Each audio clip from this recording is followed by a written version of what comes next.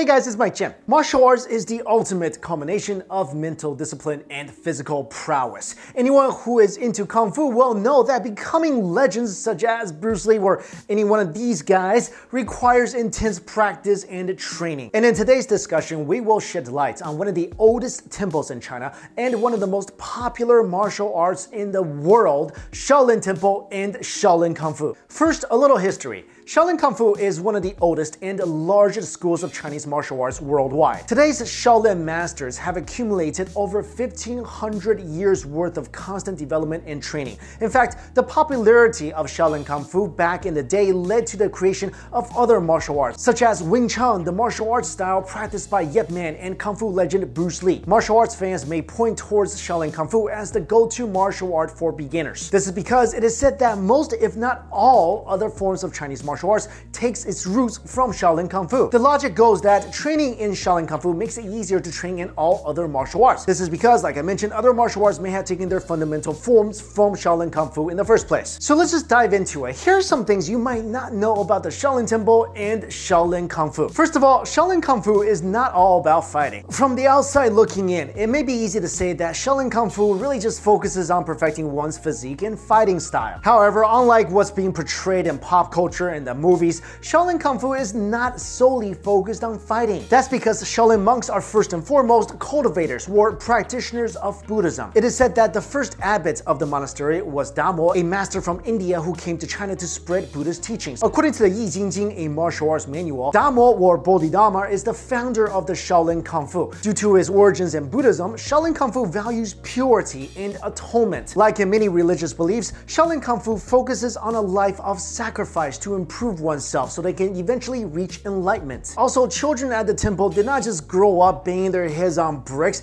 they actually receive proper education. And the Shaolin monk's typical schedule has time in the evening allocated for Buddhist teachings. They also have conventional subjects such as Chinese culture. And as they grow up, they can be taken into the care of one of the senior monks. In turn, these senior members will teach their disciples about things outside their martial arts trainings. These include Chinese medicine, history, and culture. So if you think you can just join the Shaolin Temple and learn the Kamehameha or the Hadouken, you are sadly mistaken. Number 2, Shaolin monks do physical labor. When you're watching an anime or popular films, you'll often see martial arts disciples doing a lot of cleaning, sweeping, some wax on, some wax off. However, this is actually part of Shaolin training, not the waxing car part. The traditional Shaolin monk schedule allocates time for physical labor. In fact, before they are allowed to practice Kung Fu, they have to learn how to get stronger and be more humble. This is done by cleaning and managing the temple and its inhabitants. The Shaolin Monastery remains one of the oldest Zen Buddhist temples in existence. Number 3, Shaolin Kung Fu follows a strict regiment. Given its nature as a spiritual craft, one can say that Shaolin Kung Fu, like I mentioned before, is first and foremost a path of enlightenment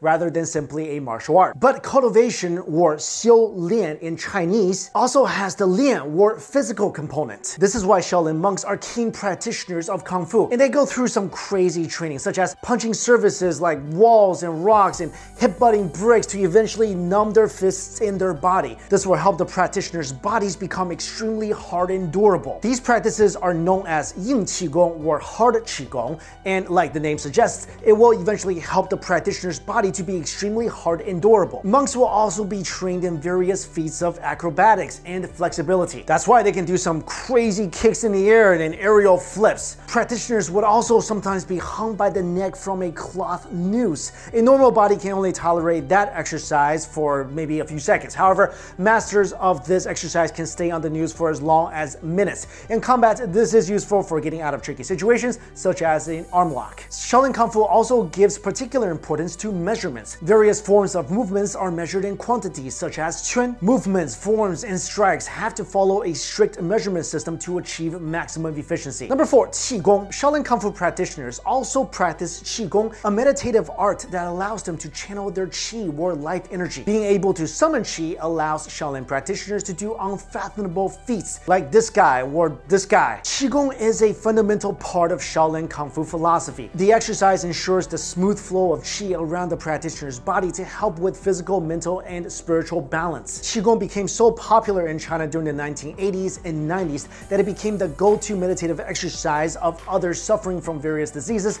to those who want to have a more active lifestyle. For Shaolin monks, Qigong helps them maintain proper form and posture. This is why a lot of forms and strikes from Shaolin Kung Fu takes their roots from Qigong forms. Number 5. Ba Tiao. Shaolin Kung Fu also focuses on what is known as the Ba Tiao, or the 8-point theory. The Ba Tiao focuses on movement and defense. It is a fundamental part not just of Shaolin Kung Fu, but of other martial arts as well. The Ba Tiao states that movements of the body rest on 8 different points. These points have to be in balance in order for a Shaolin monk to advance, retreat, attack, and defend successfully. For instance, good Ba Tiao practitioners can make retreats appear as advances. Attackers should also know when to defend, even during an attack. Meanwhile, defenders should be aware of how to make a counterattack even on the defensive. Number 6. The 5 elements. Shaolin monks and trainees study what is known as the 5 elements of the universe. These represent elements such as fire, water, wind, wood, and metal. Shaolin Kung Fu practitioners study how these elements interact in order to gain advantage of their environment. However, studying the 5 elements is an entirely different field. Some of you may recognize these elements as those involved in feng shui, Chinese astrology, and even traditional medicine. This is because the 5 elements is an integral part of Chinese philosophy. Number 7. You don't have to be a monk to train in Shaolin Kung Fu. This may have been a tradition in the past. However, nowadays, teachers accept people of all ages and status into their Shaolin schools. This means that Shaolin monks do not actually have to be monks or live inside the temples. So there you go, guys. Those are some things you might not have known about the Shaolin Temple or Shaolin Kung Fu. One thing that often gets overlooked in Shaolin Kung Fu is that people think, yeah, you go to Shaolin to learn Kung Fu so you can fight other people and be strong and defend the weak and eventually become a Super Saiyan. But like I mentioned in the beginning of this video, that's not the case. Traditional Shaolin monks, they become monks because they want to practice Buddhism. They want to become a cultivator. And cultivator or cultivation is the process in which these monks try to better themselves and eventually reach enlightenment. Because Buddhism believes in reincarnation, it believes that we sin and that's why we have to reincarnate life upon lifetimes until we become good enough to kind of escape this endless carousel of reincarnation. So that's why not only do these monks practice martial arts, they also have to practice Qigong, they have to practice meditation, they also have to study Buddhist philosophy a lot. So like I mentioned, cultivation in Chinese means xiu lian. Lian is the practice, that's the martial arts component, that's the physical component. But xiu is the meditative component, is the philosophical component. And without them together, you're not a cultivator. And that's why both aspects are so important to Shaolin monks. I also gotta say that after the Cultural Revolution, this is really sad. Shaolin Temple is not what it used to be. Back in the day, when people go into the Shaolin Temple, they shave their head because it symbolizes that they're giving up all their worldly desires, even their names. That's why when they go into a Shaolin Temple, the monks give themselves new names and they leave the one behind. So let's say Tommy became a monk and Tommy's friend came by and says, hey, I'm looking for Tommy. Even if they're talking to Tommy directly, Tommy would say, I'm sorry, Tommy is not of this world anymore. That's because the entire worldliness of Tommy is now gone, and this new person, this new monk, that's all who's left. So people back in the day actually went into temples to cultivate, to try to become enlightened for a spiritual purpose. But nowadays, if you want to be a monk in the Shaolin Temple, you actually have to apply. It's like a job application. You have to apply to Beijing and they have to let you in and you get a salary. Nowhere in history did it ever say that monks were able to get salaries. All monks were supposed to have is their bo, which is their begging bowl, and the only thing they can ever possess is whatever they can fit inside this begging bowl. So now monks have salaries, they have cars, they have cell phones, sometimes even girlfriends. Nowadays, traditional Shaolin Temple, all the traditional temples, I feel like it's just not traditional anymore. It's now more like a corporation, which is incredibly sad because Shaolin Temple has been around for over 2,000 years, and it's sad to see the state it's in now. But anyway, guys, I'm really interested in this topic of cultivation and meditation because I do a lot of meditation myself. My mom has been practicing Qigong her whole life and kind of made me practice since I was a little kid, so I've been meditating since I was like 6. But if you want more information about Qigong and meditation, I'll put a link in my description box below. It's a great book I think you would enjoy. So if you are interested in all this stuff, give that a read. Thank you all so much for watching this video.